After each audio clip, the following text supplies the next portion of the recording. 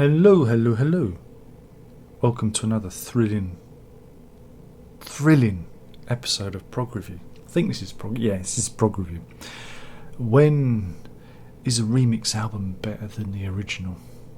That's a question. Well, the answer's in the title. If you've read the title of this, you'll know what the answer is. For it is BellCurve by Michael Brook. I feel like I've reviewed this before, but I couldn't find it, so maybe it was one of the videos I made that got lost. But we're going to talk about it because I was listening to this on the dog walk and I thought, let's talk about it. Why not? Michael Brook's one of my favourites. He's a guitarist, musician that, you know, I take a lot of inspiration from. Particularly good. Worked with many people in the ambient sphere, you know, likes of Brian Eno, Daniel Anwar, you know, all those good folk. Done a lot of production work. Done one of my favourite albums with Nusrat Fateh Ali Khan, Night Song. Unfortunately, he doesn't make albums anymore. He makes soundtrack albums. Again, he explained this a few years back. How he was quitting the music biz to concentrate solely on soundtracks because that's where the money was. And that sound you hear is the pipe work of the bath being run. Lock towers makes many noises. So yeah, back in 2006, he released an album called Rock, Paper, Scissors. This album here. And this is the sampler album as well, if you want, because you know what I'm like.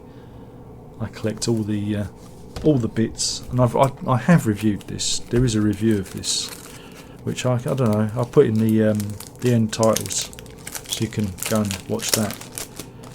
This was out in, like I say, 2006, and this was I guess you could kind of say it's his swan song. And yeah, it's a good album.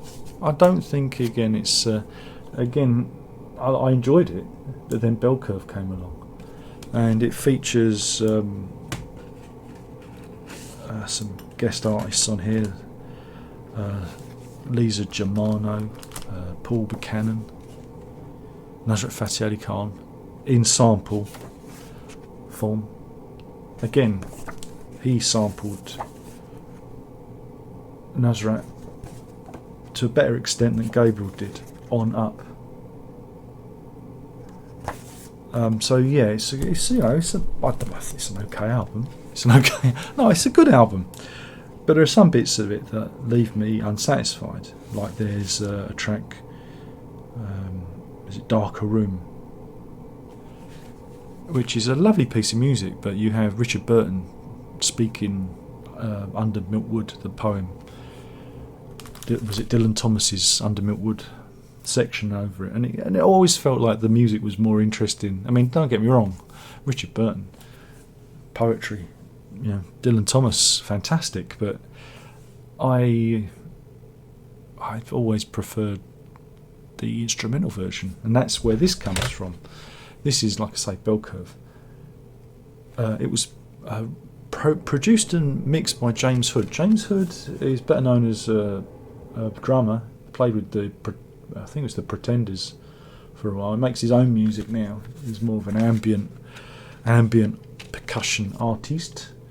And he completely deconstructed the album. I mean, deconstructed it and recombobulated it. Don't worry, that's a technical term. And he created something completely new. There's the promo because he did An Inconvenient Truth. Do you remember that? A film all about global warming. No one ever took notice of it, did they? There's a write-up for the previous album, and there it is.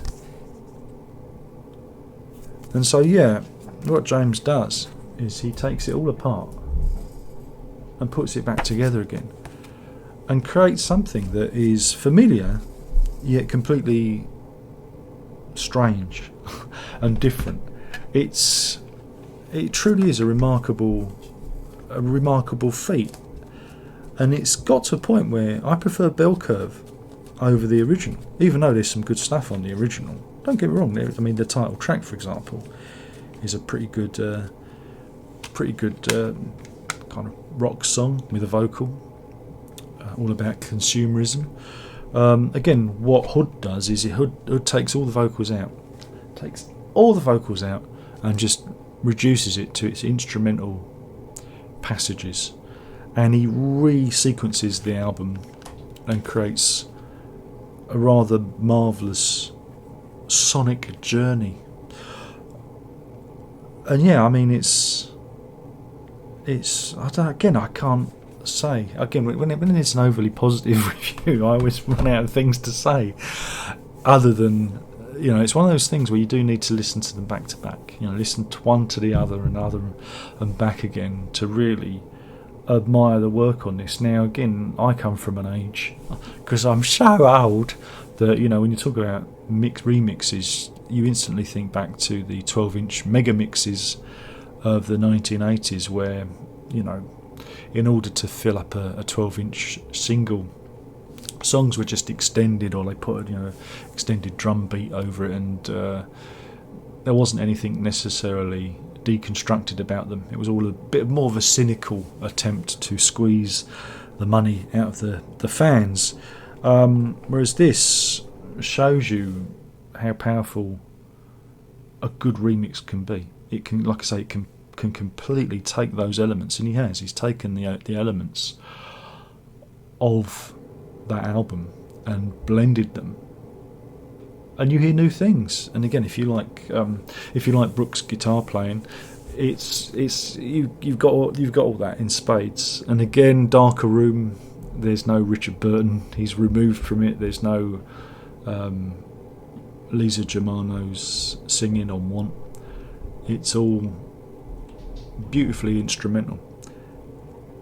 And yeah, I mean, it's just like I say, it's a remarkable piece, and it's got to a point where this version exceeds the original, and I think that is a remarkable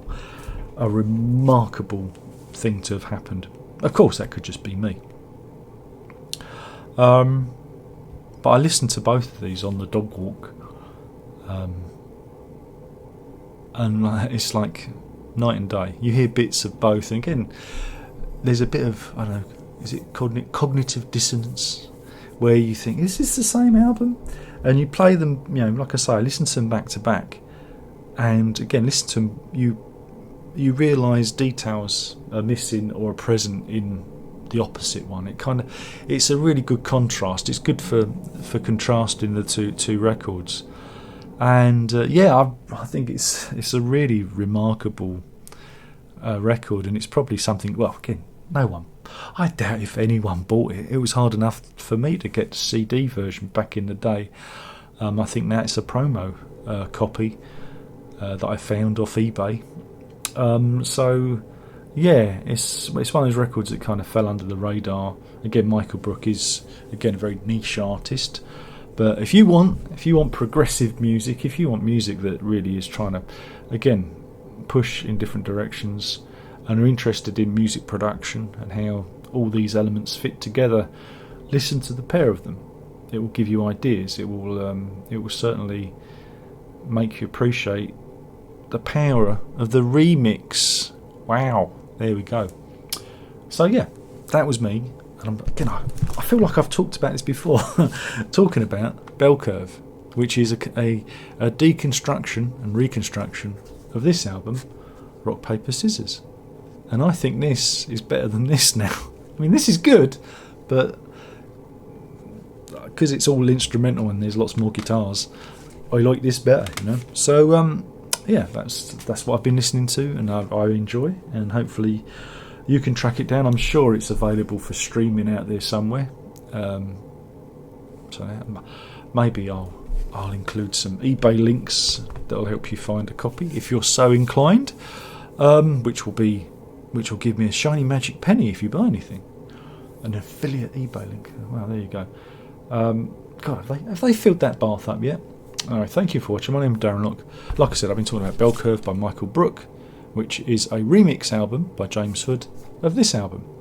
And I think it's quite remarkable. Again, it's not the first time that Michael Brook's been involved in remixes. There was an album called Star Rise, which was a remix of the two albums, material from the two albums he did with Nusrat Fateh Ali Khan, which is all right, but it's more of your traditional kind of remixes. You know, if you, like I said, think more of the 12-inch mega mix kind of end of that market. So yeah, it's not the first time that Brook's been involved in that. Anyway, thank you for watching.